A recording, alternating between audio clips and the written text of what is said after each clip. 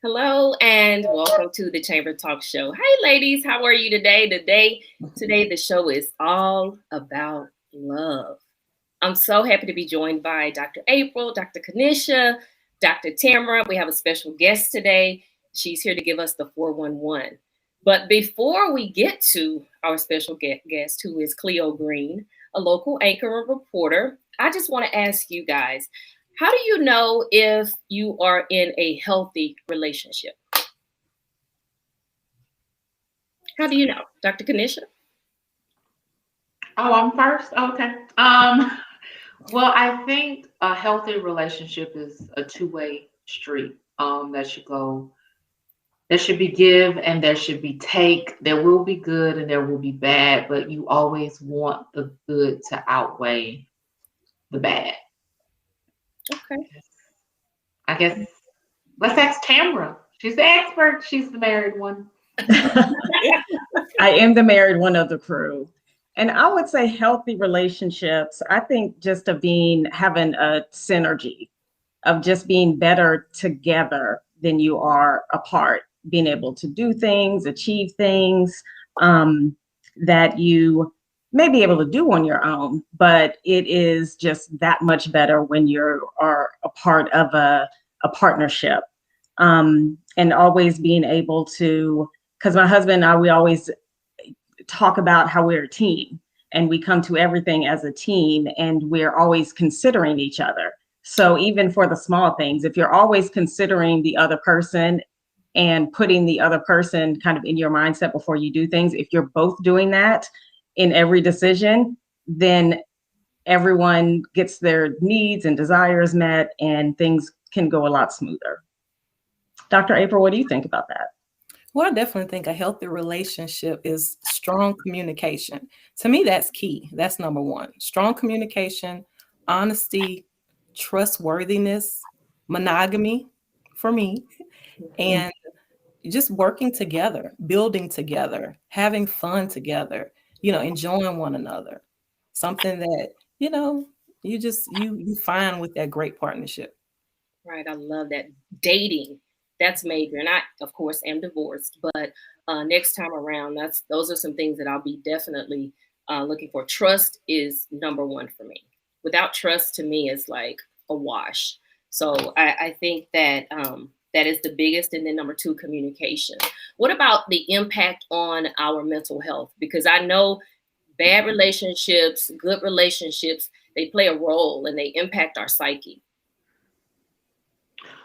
Well, I think that yes, relationships do impact our mental health, but I think a lot of the times we get things backwards where we go looking for something we're missing in the relationship instead of making sure that we're okay and we're whole first. Like two half of a people don't make a whole relationship. Like two whole people should go into a healthy relationship. Or then you develop, unhealthy attachment issues as well as codependence.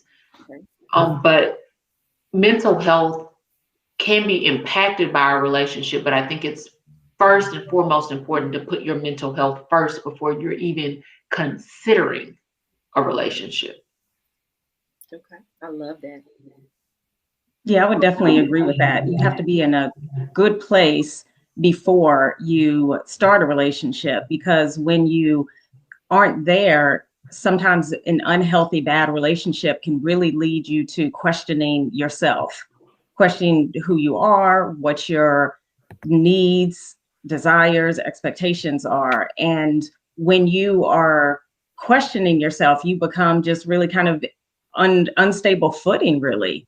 And when that happens, that can lead you to being anxious, lead you to worrying about the relationship more than you should be worrying about it. So leading to definitely to anxiety, leading to maybe some to shame of just kind of maybe putting up with things that you normally wouldn't put up with, and depression. So it really can affect your mental health on many levels when things just aren't settled and you're not in a good place. Yes, I think Dr. Tamara summed it up for me because I was going to say relationship can definitely be a source of love and support, or it can be a source of anxiety and stress. So it's just a matter of, what you're willing to put up with. What's your situation? Awesome. Okay. So good. So Cleo, she told her story. I saw some of her story and I thought it was amazing. And I wanted her to come in and give us the 411. So now that she's here, let's go ahead and bring her in so that we can hear her story and actually be inspired by it. Love is amazing. So I'm excited to have her. Hi, ladies, or hi, doctors, rather. Hello. You look amazing. Welcome to the show. Oh, thank you. This is awesome. I love the whole idea of this, the Chamber Talk Show. Thank you. Thank you. So where do I start? Remember, I asked you how much time do I have. I feel like there's so many places that I can start. Well, I have a question. What's your question? How did you meet this magical love of your life? Let's start there. Oh, God. Okay. I think it's so important for me to start at where I came from, which would probably explain the cycle that I put myself in.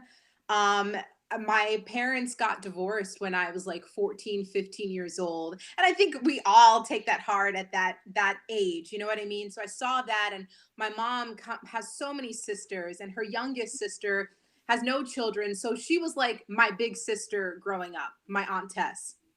Everyone has that aunt, right? That's into fashion, and they're dating, and they're this and they're that. And my aunt was always dating these guys. And when I say these guys, like these doctors, these lawyers, these athletes, always like on a level 10 type of guy. So growing up, I always thought, okay, this is the type of guy that I need too. That was always in my mind. I went to college, and I didn't include this on my IG stories because I didn't want people to come for me, but I feel safe in this little space. My junior, senior year in college, I went to Rowan University, which is literally like 15 minutes outside of Philly. So all my girlfriends and I would always go to Philly. And I was dating this guy that played for the Eagles. So right off the bat, my whole lifestyle was very different. My girlfriends and I, our senior year in college, we went to Miami. This was going to be like our last hurrah. And when I mean that, I mean like our last hurrah before we get our grown woman jobs and become adults, really. So we were in the club. It was DJ Khaled's birthday. We were having fun. And I remember my future husband, his name is Cornelius, he was hanging out with his friends, and we bumped into each other. And he and his friends had like this little VIP area, and we went into the VIP. And I always remember he had this beautiful smile. But right off the bat, I was like, oh, okay, you're handsome, but this is not the guy for me. I don't think this is the guy for me. I'm still dating. I'm still looking for the guy. But this was, I guess social media was just coming out. So I didn't say like, find me on IG. IG wasn't even out. So I really gave him my phone number.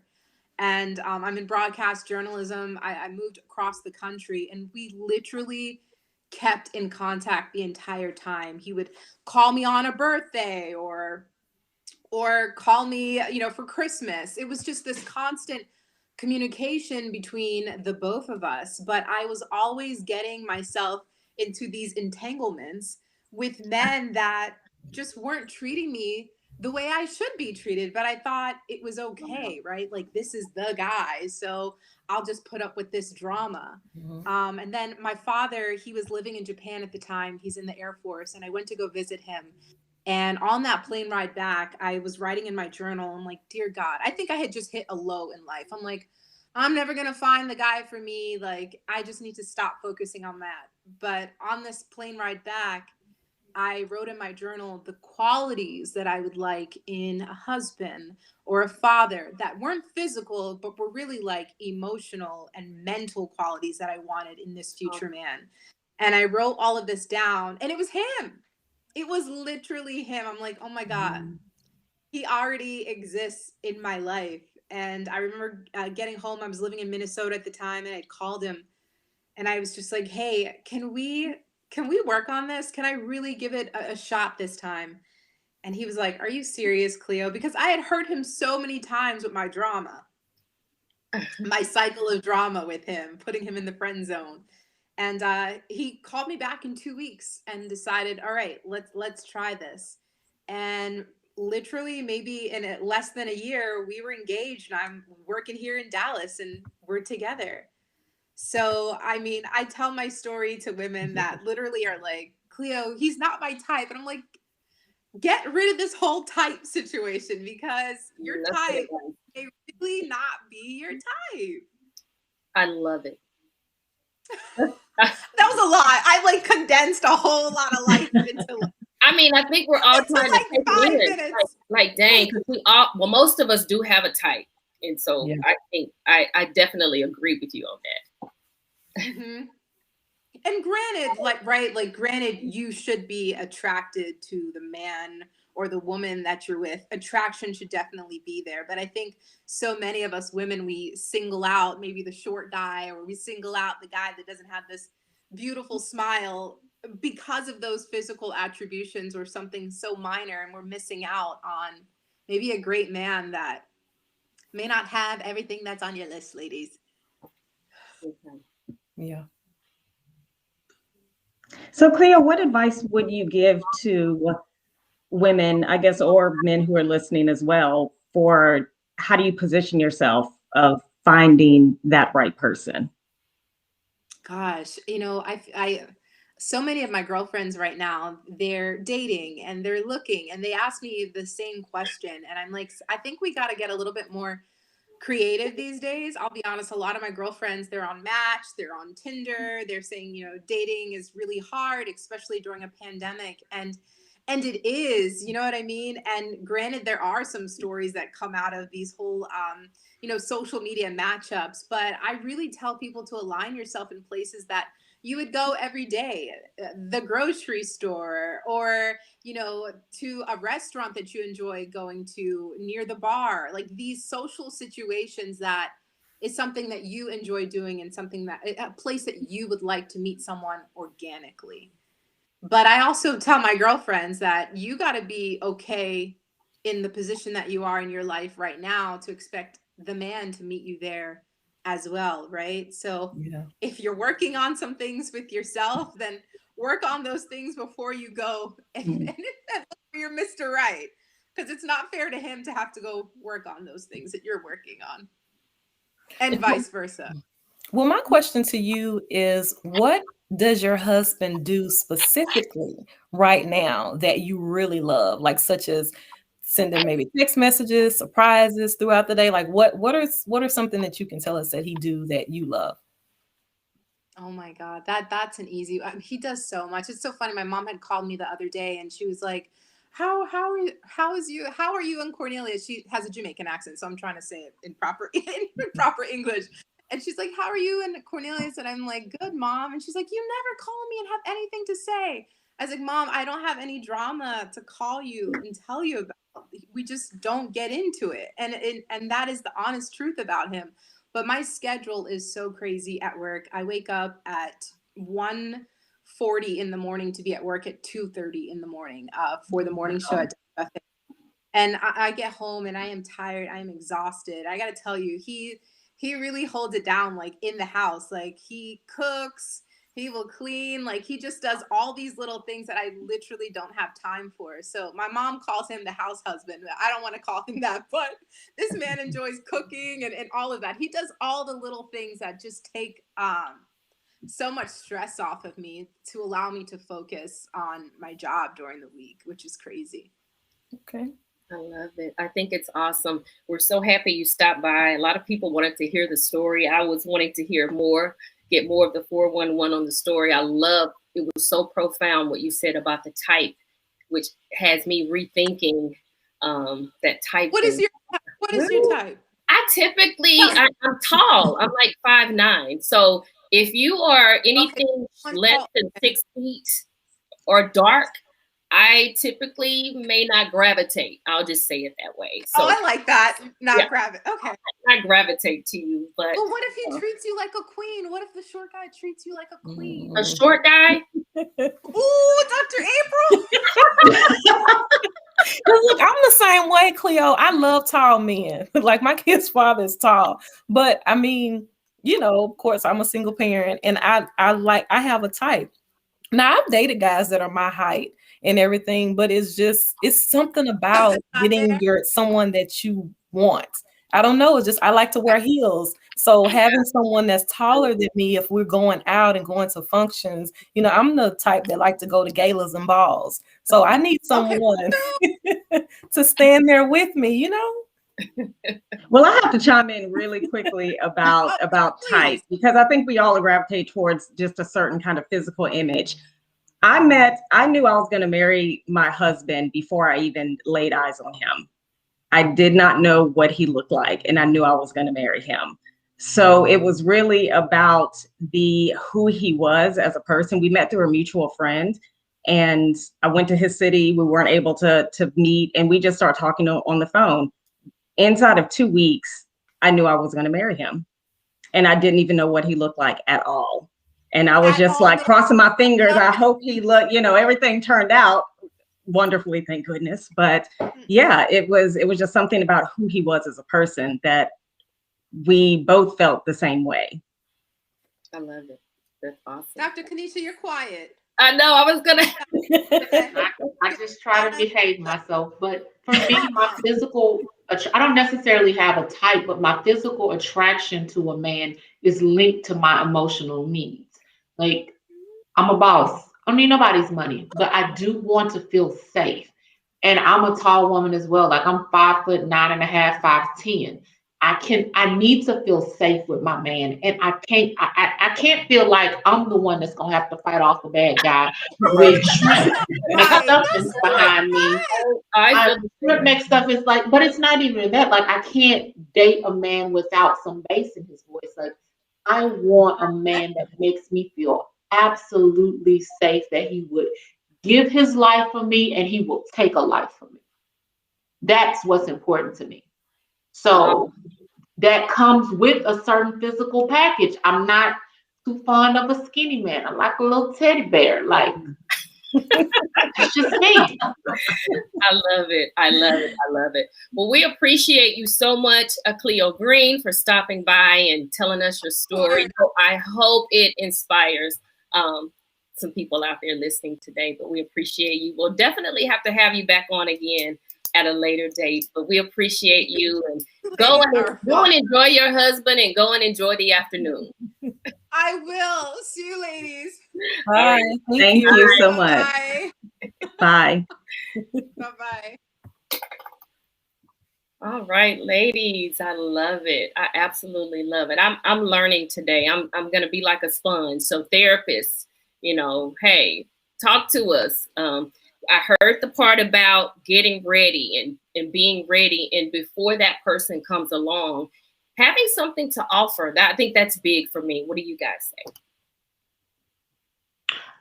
I think it's important to have something to offer, but I think I don't want people to equate a good catch to just earning potential or what this person does for me.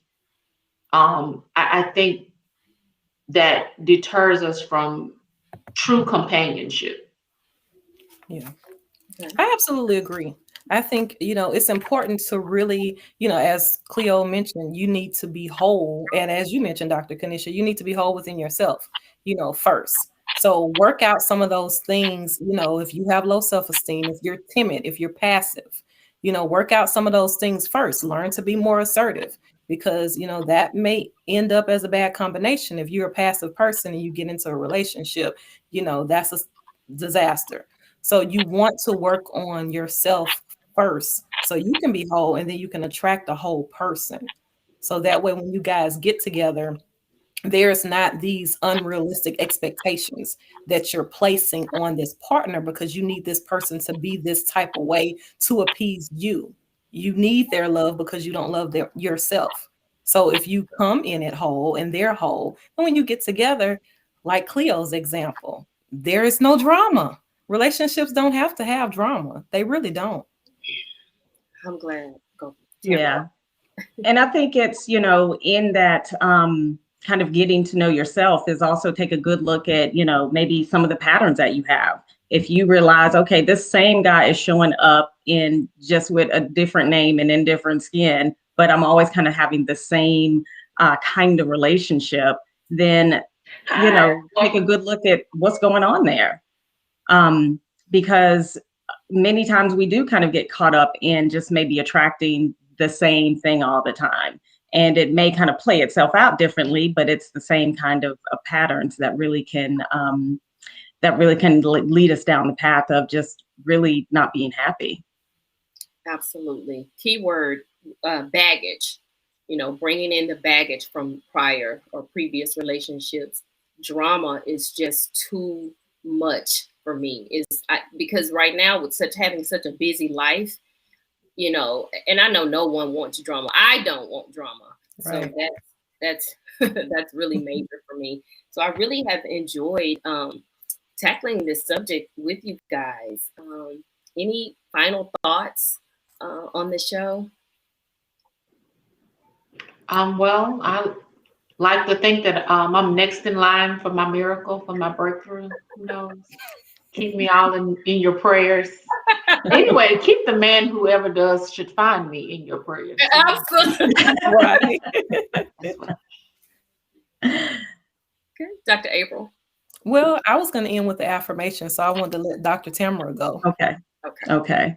Well, I do, I am kind of a fan of maybe having a list, and this is not necessarily a list of what the guy should look like and all of these things, but really being able to examine what your own deal breakers are, what you expect out of a relationship, what your intentions are, and really how they should treat you and how you want to treat them as well. So I think being able to just have it clearly spelled out of what you want in a relationship and where you want that to take you is important to do that work as well, other than just kind of thinking, I just want to be coupled maybe because I'm lonely. Yeah. Awesome. So trust, communication, support, empathy, no control, no controlling person, should I say. Those are some things that I heard today. I really, really, really love it. And I've learned some things, and I hope the audience has as well. We'll go ahead and we'll close out. Again, we appreciate you guys for watching the show today. Continue to follow us at the Chamber Talk Show on IG, as well as follow us on Facebook in our Facebook group. Dr. April, go ahead and take us home with. And Jonathan.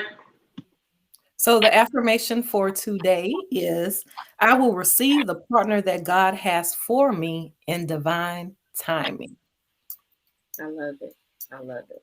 All right. Well, thank you so much, ladies. I appreciate you this afternoon. It's always a pleasure having this show with you guys. So you guys have a great afternoon. Bye. Bye. Thank you.